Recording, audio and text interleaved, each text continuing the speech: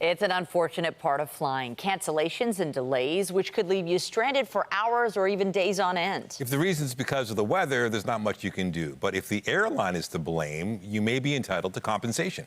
Here's Pat Foran and Consumer Alert. Pat. Nathan and Michelle, a Halifax couple were flying to Toronto last Christmas when their flight was delayed for more than 3 hours. They felt they were entitled to $400 each, but the airline refused to pay. So the couple took them to court and just won their case. Days before Christmas last year, there was stormy weather and many flights were canceled across the country, including Eliza Richardson and Ben Friedrich's flight from Halifax to Toronto. Their flight was rescheduled for Christmas Day. They arrived 3 hours and 45 minutes late. I wasn't very happy about that, but it means we got Christmas dinner with my family, but we spent Boxing Day morning with my husband's family. While the first cancellation was due to a storm, the delay on Christmas was not weather-related.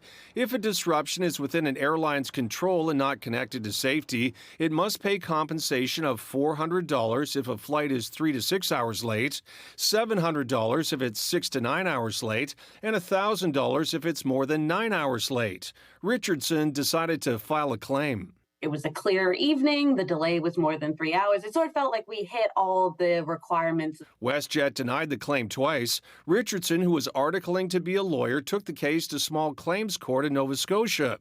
A judge agreed the couple should be paid compensation and ordered WestJet to pay them almost $900.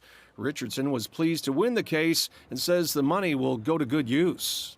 Pay down my law school student debt. It shows that passengers can get justice in small claims court.